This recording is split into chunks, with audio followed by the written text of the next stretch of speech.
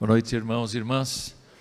Que a graça do Senhor repouse sobre todos nós, sobre todos aqueles que estão nos assistindo e participando do culto à distância. Quero convidá-los para abrir a sua Bíblia no Evangelho segundo o apóstolo João, o capítulo de número 6.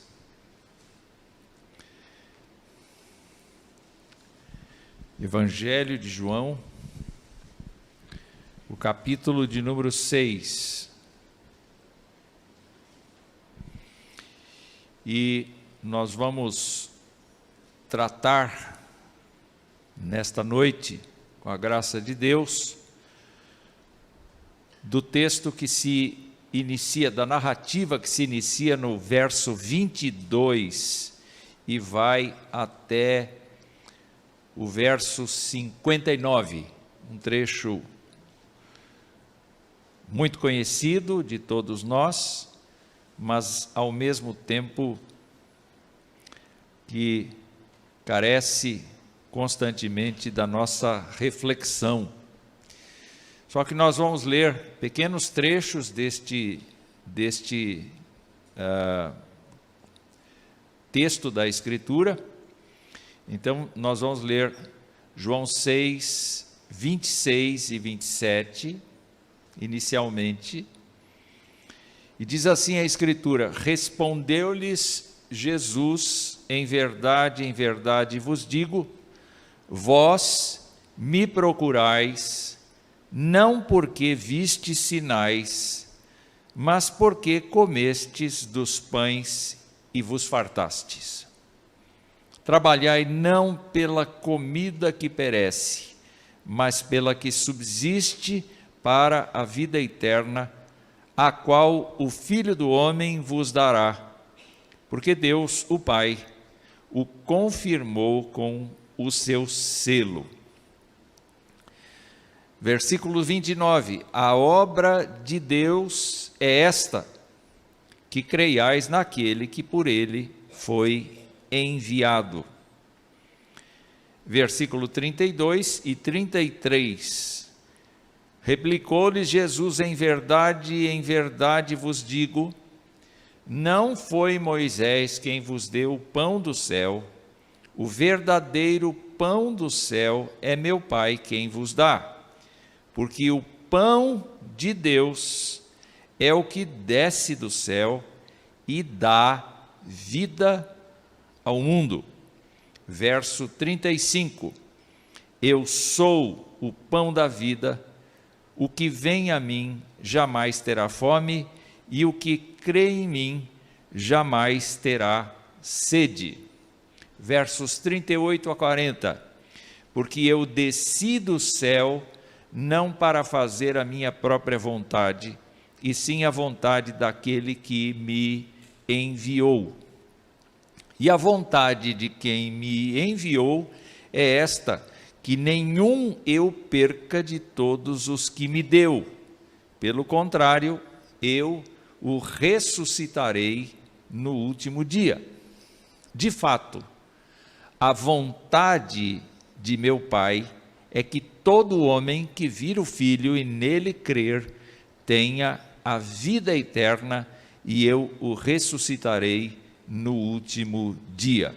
Verso 44, ninguém pode vir a mim se o Pai que me enviou não o trouxer, e eu o ressuscitarei no último dia. Versículo 51, eu sou o pão vivo que desceu do céu, se alguém dele comer, viverá eternamente, e o pão que eu darei pela vida do mundo é a minha carne. Que Deus nos abençoe, que Deus nos fortaleça com esta palavra. O verso 59, meus irmãos, nos contextualiza a respeito de como se deu esta fala de Jesus para com os judeus. O verso 59 afirma que Jesus Cristo estava ensinando na sinagoga em Cafarnaum, logo depois de ter voltado do outro lado do mar. Quando olhamos o capítulo 6, nós vemos dois sinais muito fortes. O primeiro sinal é a multiplicação de 5 pães e 2 peixes para dar de comer a uma população de quase 5.000 homens. Não se cogita aí as suas famílias, só se cogita os quase 5.000 homens. Então, deve ter sido um piquenique imenso, muito grande. Esse foi um grande sinal que Jesus Cristo fez. E naturalmente, quando as pessoas viram que Jesus Cristo pegou uma merenda, e dessa merenda ele fez um piquenique para uma cidade, uma população muito grande, começaram a cogitar a possibilidade dele ser alguém que viesse da parte de Deus justamente para recompor a nação israelita nos tempos áureos de Davi. O Messias prometido no Antigo Testamento seria alguém da casa de Davi e seria uma pessoa que efetivamente libertaria política e geopoliticamente, socialmente, os judeus. Então eles vinham com esta expectativa e estavam cogitando que talvez Jesus Cristo seria este homem. Ele não teve dúvidas, ele dispensou os seus discípulos, mandou-os tomar o barco e irem para o outro lado do mar, para não acompanharem esta coisa toda, e ele mesmo praticamente se refugiou no monte. Mas lá pela madrugada, diz a Escritura, ele fez o segundo sinal, porque ele simplesmente chegou no barco a pé, viajando pelas águas, ao ponto dos seus discípulos ficarem imaginando que seria um fantasma, que seria uma coisa de outro mundo. De qualquer maneira, na manhã seguinte, a multidão que foi alimentada pelo Senhor o procurou. E ele vai ser encontrado, então, justamente ensinando na sinagoga de Cafarnaum. E ali vem a pergunta: quando é que o Senhor chegou aqui? Como é que o Senhor chegou aqui?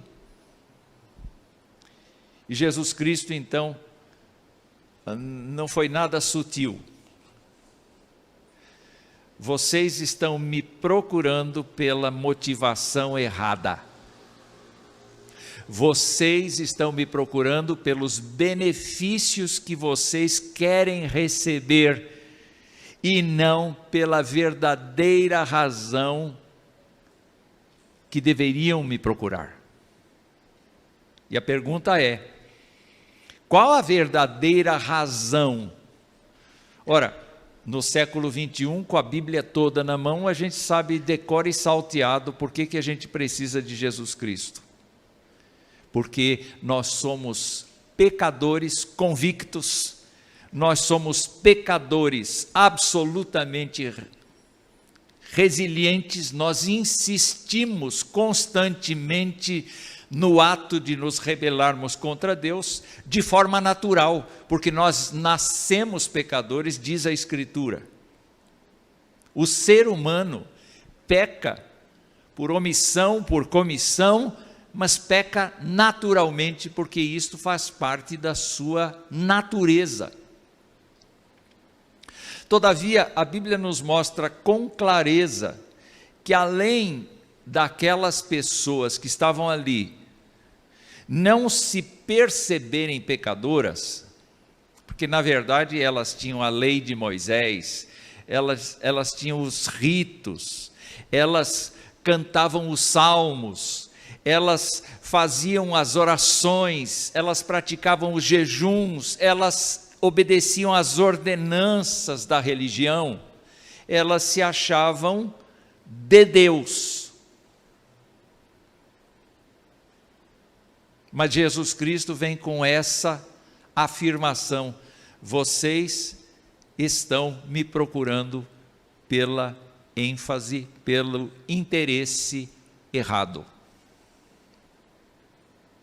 Quando a gente olha para o nosso país, a gente vê o percentual de cristãos aumentando a cada dia. Não é?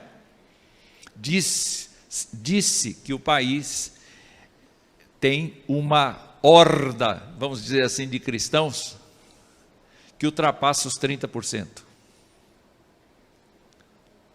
Qual será a motivação para as pessoas serem cristãs? Qual é a sua motivação para ser cristão? Por que você é cristão? E eu já assisti isso muitas vezes. A pessoa entra na igreja, alguém diz assim: a paz do Senhor. A pessoa, a paz do Senhor. E aquilo vai entrando na cabeça da pessoa, os usos e costumes, os vocabulários, as linguagens, vão entrando na cabeça das pessoas e elas se imaginam crentes, mas não são. Porque Jesus Cristo, no fim deste discurso, ele vai ser tão confrontador, ele vai ser tão direto e tão metaforicamente escandaloso, que ele vai chegar e dizer assim: quem não comer a minha carne e não beber o meu sangue, não tem vida.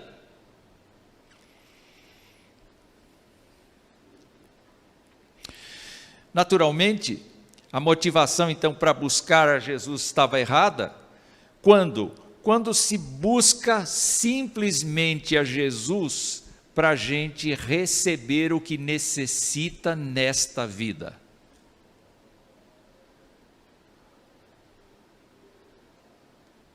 Eu preciso de uma graça, eu preciso da cura de uma enfermidade.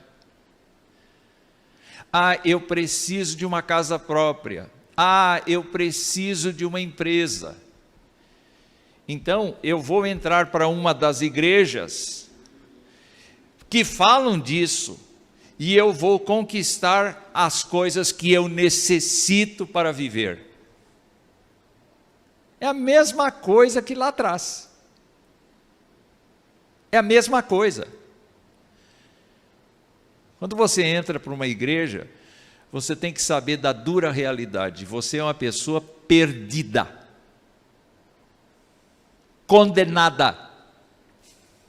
E se não houver quem intervenha a seu favor, você passará perpetuamente longe de Deus, em castigo eterno. Essa mensagem não é boa, não é doce.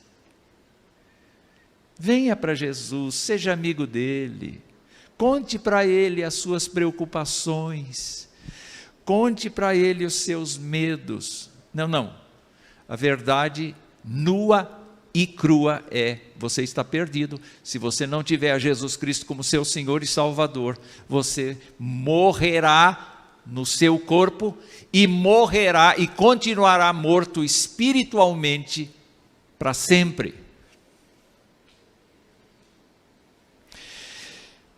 É claro que o Senhor Jesus Cristo não respondeu a pergunta deles: quando é que o Senhor chegou aqui?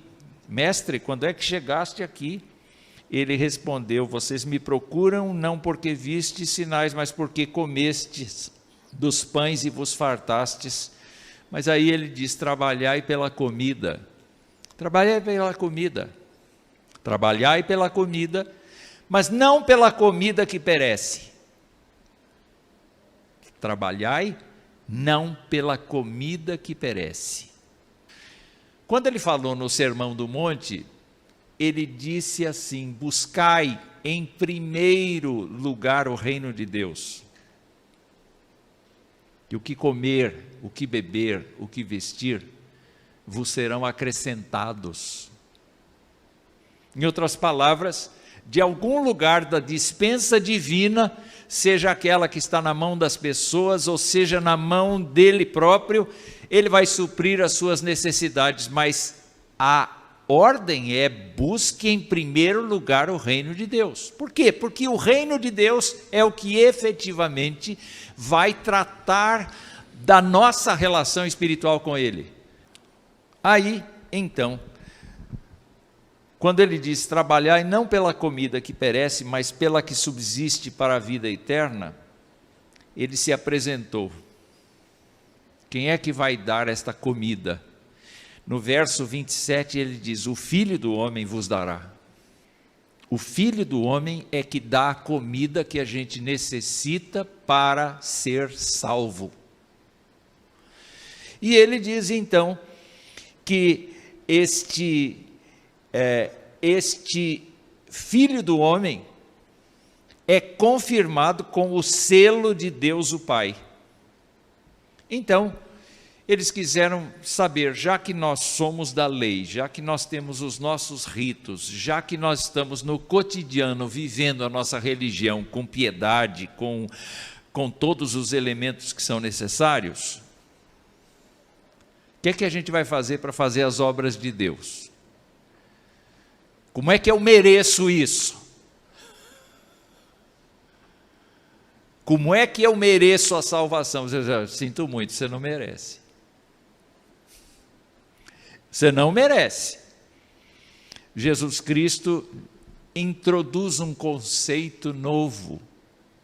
E o conceito que Jesus Cristo coloca aqui no verso 29 é: você quer fazer uma obra? Você quer fazer uma obra para alcançar o reino dos céus? Então a obra é esta. A obra de Deus é esta: que creiais naquele que por ele foi enviado. Como aquela gente foi posta diante de Jesus Cristo para endurecer, veio para o que era seu e os seus não o receberam.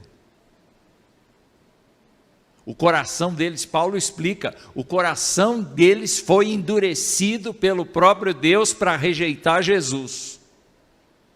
E há muita gente que a gente conhece, nossos amigos eventualmente, que são pessoas que não conseguem assimilar a ideia de que Jesus Cristo é o pão vivo que desceu do céu. Jesus Cristo é um bom homem. Jesus Cristo é um filósofo, Jesus Cristo é uma pessoa notável, Jesus Cristo é mais um aion, é mais uma dispensação de Deus. Jesus Cristo é semelhante a Buda, a Krishna e a uma porção de outras divindades que existem. É mais um. Isso não é verdade. Porque a Escritura nos diz no verso 32, o verdadeiro pão do céu é meu Pai quem vos dá. Justamente porque os discípulos não, a plateia de Jesus, provavelmente o esquema de leituras daquele dia tenha sido o maná no deserto. Por isso o maná entrou na conversa aqui. E talvez tenha uma relação com o fato de que Jesus alimentou os 5.000, um pouco antes. Não importa qual foi a motivação, mas os judeus disseram: olha, Moisés deu o maná que veio do céu.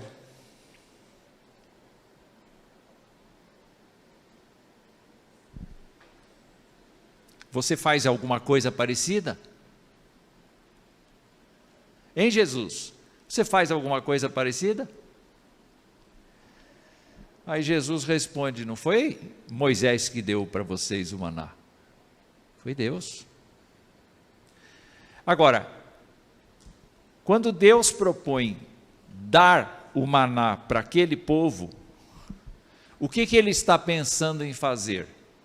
Aquele povo está caminhando no deserto, precisa comer, precisa beber, precisa ser nutrido fisicamente.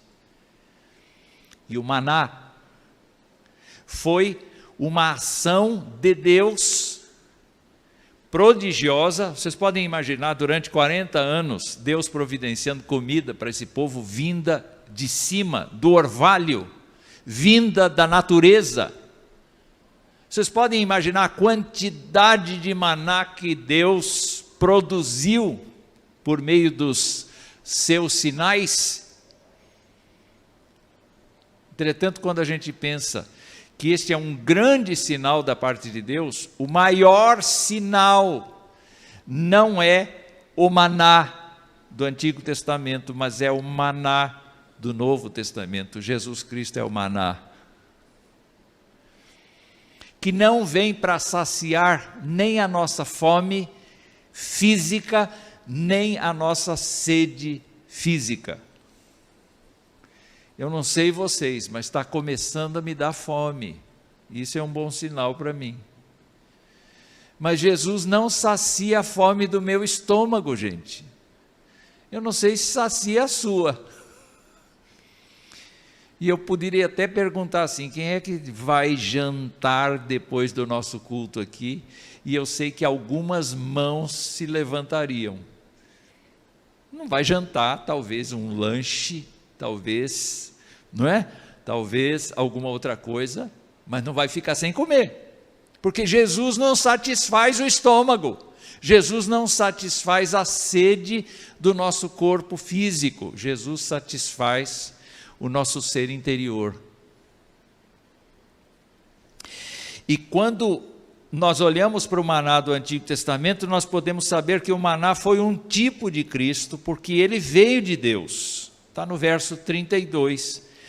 Mas agora, o que Jesus está propondo é que Deus não vai resolver o nosso problema físico, Deus vai resolver o nosso problema espiritual. Deus vai nos dar libertação do nosso estado natural de condenação. Ora, eu sei que os crentes sabem disso.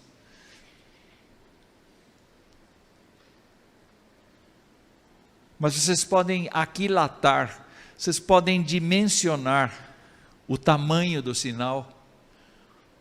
O próprio Deus vindo habitar entre nós para nos libertar da condenação que pesa sobre nós por causa da santidade e da justiça de Deus.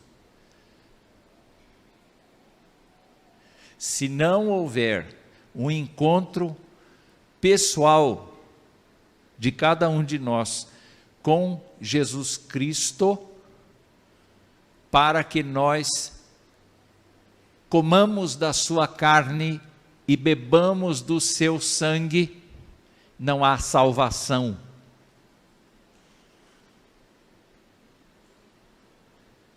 Não há religião que salve. Não há doutrina que salve. Não há prática religiosa que salve.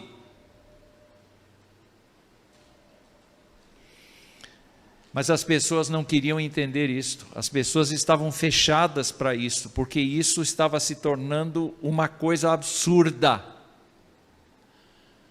Cada vez Jesus Cristo ia acrescentando um elemento que deixava os judeus mais confusos ainda. E quando olhamos para o texto, Jesus Cristo diz: o pão de Deus, verso 33, o verdadeiro pão do céu é meu Pai quem vos dá, verso 32, porque o pão de Deus é o que desce do céu e dá vida ao mundo. Eu quero dizer para vocês, quero lembrar vocês, que apesar do mundo ser absolutamente agitado, cheio de ideias, cheio de projetos, cheio de coisas interessantes, absorventes, coisas que são absurdamente interessantes, o mundo está em absoluta treva. Só estão acordados, só estão despertados, só estão compreendendo a história da redenção aqueles que foram atraídos para o Senhor Jesus Cristo. e acolheram Jesus Cristo mediante a fé em seus corações. Só esses estão enxergando a realidade das coisas. Quando o apóstolo Paulo fala da situação humana, ele diz que não há justo nenhum sequer, não há quem busque o bem. Ele está dizendo que o príncipe das trevas cegou o entendimento dos incrédulos para que eles não vejam as obras de Deus. Então, o seu amigo, o seu sócio, o seu companheiro de escola, o seu companheiro de trabalho, que não conhece a Jesus Cristo como seu Senhor e Salvador, não comeu da sua carne, não bebeu o seu sangue, esta pessoa permanece nas trevas, na escuridão, sob a condenação. E Jesus Cristo então insiste nesta metáfora: eu sou o pão da vida, o que vem a mim jamais terá fome, e o que crê em mim jamais terá sede. Naturalmente, eu volto a falar do meu estômago. O Senhor não está falando da minha fome física, não está falando da minha sede física. Ele está falando de que quando Deus entra na vida de uma pessoa, ela não necessita nunca mais buscar outra coisa. Pelo contrário, ela encontra no pão da vida o alimento perene. Ela encontra no pão da vida o sustento para a eternidade. Estava conversando ali com Mariana, não é? E a gente estava comentando que a gente está se preparando para a vida eterna. Não é? Não é, Mariana? Qualquer hora, a gente não sabe quando. Mas a gente está se preparando para isso. Por quê? Porque quem nos alimenta não é a nossa perspectiva, não é o nosso desejo. É a palavra do Senhor. É a promessa do Senhor. Ele diz: que vem a mim jamais terá fome, e o que crê em mim jamais terá sede. O corpo vai morrer. E não vai ser necessário nem pão nem peixe. Não vai ser necessário nem água, porque ele vai mesmo para a sepultura, ele vai se desfazer. Mas quando a gente olha para a Escritura, cada vez que uma pessoa fecha os olhos aqui, o Senhor vem e diz: está cumprida a minha promessa com essa pessoa, vem para cá. Você não está sozinho, vem para cá. É maravilhoso pensar nisso. Mas para quem isso serve? E Jesus diz: quem comer a minha carne e beber o meu sangue. É para essa pessoa que serve essa promessa. Quem não comer a carne e não beber o sangue de Cristo, não tem essa. Insisto, ter Jesus no coração precisa ter a motivação certa. E quando a gente vê como é que isso acontece, no texto, o Senhor Jesus Cristo é muito intenso ao dizer o seguinte: eu desci do céu, não para fazer a minha vontade, mas a vontade daquele que me enviou. E a vontade daquele que me enviou é esta, que nenhum eu perca de todos os que me deu. Você confessa Jesus Cristo como seu Senhor e Salvador? Você precisa lembrar desta realidade. Um dia na sua vida você foi atraído pela mensagem do Evangelho, só que na história, na pré-história, na vida anterior a tudo quanto existe, no coração de Deus, o seu nome estava lá. Por quê? Mérito seu? Não, você não existia. Você não fez nada para merecer isso. Por que Deus quis? Porque Ele quis. Então se encante com a ideia de que se você confessa Jesus Cristo como Senhor e Salvador, o Pai quis, o Filho está de acordo, morreu na cruz no teu lugar, escreveu o teu nome no livro da vida e disse: quando esse camarada, quando esta pessoa, quando este meu irmão, melhor assim, não é? Quando este meu irmão, esta minha irmã fechar os olhos, eu acolherei aqui, e no último dia, ele ou ela serão ressuscitados. Palavra de Deus. E olha, tem uma responsabilidade humana aí. O verso 40 diz assim: de fato a vontade de meu Pai é que todo homem que vir o Filho e nele crer tenha a vida eterna, e eu ressuscitarei no último dia. Seja a gente sendo informado de que Deus deu o nosso nome ao Filho, ou seja, com a informação de que nós olhamos para Jesus e nós enxergamos o pão vivo que desceu do céu.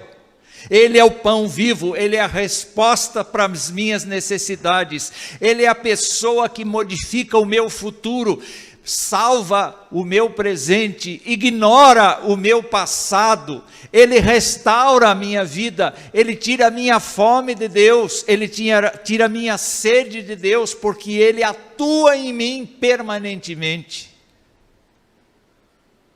Quando a gente pensa nisso,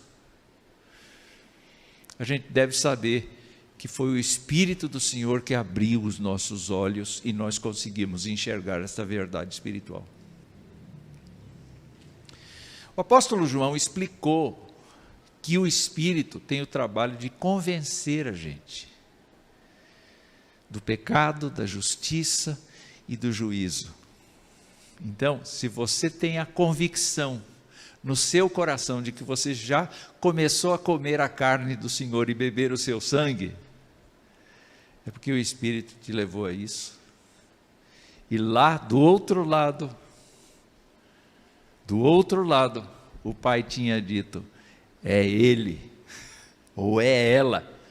E Jesus Cristo, com todo amor, disse: eu morrerei por Ele, eu morrerei por ela, e eu ressuscitarei no último dia. Você crê nisso? Mas o coração endurecido disse assim: como é que esse camarada que está dizendo aí que é o pão vivo que desceu do céu, eu conheço José, eu conheço Maria, José talvez já tenha falecido, mas eu conheço os pais dele, como é que ele vem dizendo que veio do céu? E Jesus Cristo interrompeu essa fala dizendo assim: ninguém pode vir a mim se o Pai que me enviou não o trouxer. Então eu quero repetir aqui o conceito que acabei de expressar com vocês. Você veio a Jesus Cristo, foi o Pai que te trouxe. Foi o Espírito do Pai que te trouxe. Foi o Espírito do Filho que te trouxe. Foi o Deus triuno, vivo e verdadeiro que te trouxe. E diante desta verdade espiritual, o Senhor diz assim: eu sou o pão da vida, vossos pais comeram no deserto o maná e morreram, e este é o pão que desce do céu, para que todo o que dele comer não pereça. Eu sou o pão vivo que desceu do céu, se alguém dele comer, viverá eternamente, e o pão que eu darei pela vida do mundo é a minha carne. Pronto, agora chegou no ponto mais difícil deste ensinamento. Porque Jesus Cristo foi inicialmente falando do Filho do Homem, depois ele respondeu as questões acerca do maná, depois ele caminhou na direção de apontar a razão pela qual ele desceu do céu, foi uma escolha do Pai, foi uma vontade do Pai. Mas agora ele confronta aquele público que está lá, e ele nos confronta hoje da mesma maneira, quando afirma que ele deu a sua vida por nós. Da seguinte maneira, ele diz: eu darei pela vida do mundo a minha carne. Naturalmente, isso não é metafórico. O pão vivo é metafórico, mas eu darei a minha vida, eu darei a minha carne em favor do mundo, não é metafórico, é real. E carne significa o corpo humano, neste caso. Eu darei o meu corpo em sacrifício pela vida do mundo. Aí vem os judeus com a seguinte questão: como é que pode este dar-nos a comer a sua própria carne? E é aí que Jesus Cristo confronta todos eles com o discurso mais radical possível. Quem não comer, se não comerdes melhor, se não comerdes a carne do Filho do Homem, e não beberdes o seu sangue, não tendes vida em vós mesmos. Quem comer a minha carne e beber o meu sangue tem a vida eterna. Você comeu a carne e bebeu o sangue de Cristo? Literalmente não. Eu não posso fazer isso, eu não sou nem antropófago, e especialmente o judeu não podia colocar uma gota de sangue na boca. Quando você olha para o Antigo Testamento, Deus permite que o judeu coma de vários tipos de carne. Ele estabelece quais carnes o judeu pode comer, mas nenhuma delas ele permite que coma com sangue. Tem que tirar todo o sangue da carne. Não estou falando do suco da carne, eu estou falando do sangue. De repente Jesus disse: você tem que beber o meu sangue. Que choque! Que louco! Mas como é que a gente pode entender isso? Eu preciso aceitar a vida de Jesus na minha vida.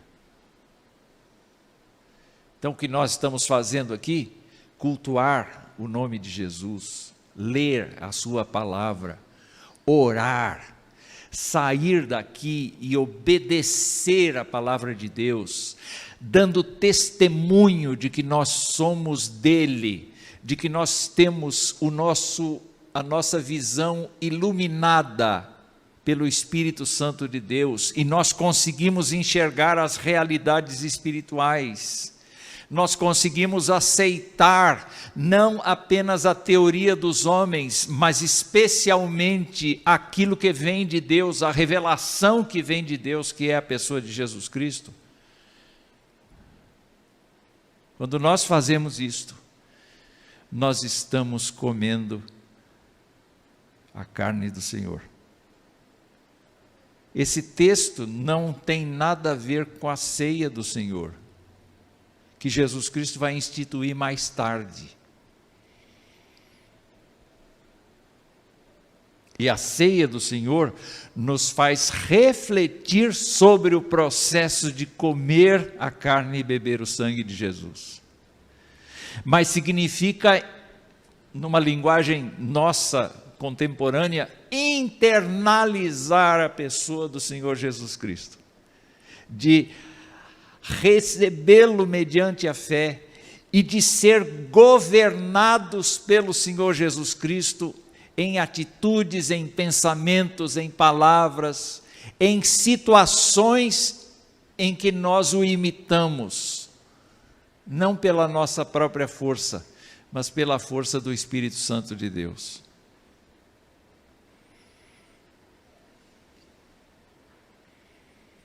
Você já teve isso na sua vida? Ou você é um tipo de crente que começou frequentando a igreja, se acostumou com ela e nunca teve um processo de dizer: Senhor Jesus, entra na minha vida e arranca de mim todo o pecado que eu tenho. Me tira da condenação eterna, me lava com o sangue que o Senhor derramou na cruz, me faz uma nova criatura, me faz uma pessoa que percebe a ação do Espírito Santo e a força da palavra de Deus, me faz mudar de usos e costumes, me faz não ter vergonha da contracultura do Evangelho, me faz perceber as realidades espirituais que estão expostas na Tua palavra, me faz viver com a esperança da ressurreição, me faz viver com a esperança de que o Senhor me guarda, que o Senhor me defende, que o Senhor trabalha a meu favor e que o Senhor me conduz em todas as horas do meu dia e da minha vida. Isso é comer a carne, isso é beber o sangue do Senhor, é respirar com Ele. É quase como se a gente dissesse assim: Senhor, o Senhor gosta de estrogonofe? Come comigo? Eu sei que é uma brincadeira de mau gosto que eu estou fazendo aqui, mas você entendeu? No seu negócio, na sua profissão, no exercício do seu casamento, no exercício da sua relação com seus pais, no exercício da relação com seus filhos, comendo de Jesus, bebendo de Jesus.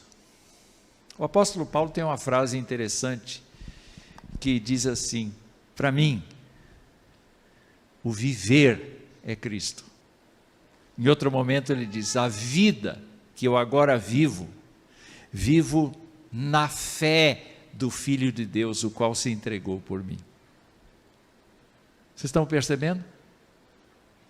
O que Jesus Cristo queria daquele povo, e aquele povo não alcançou, foi exatamente o fato de que é necessário a gente se deparar com esta realidade. Se a gente não comer a carne e não beber o sangue do Filho de Deus, a gente não tem vida. Mas se nós já fizemos isto, se Deus já nos deu o privilégio de ser crentes, nós devemos nos regozijar, exultar e constantemente viver sob a obediência da palavra, porque o Senhor quis que a gente fosse salvo. Jesus Cristo concordou e morreu por nós. E agora Jesus Cristo diz: eu vou ressuscitar você no último dia.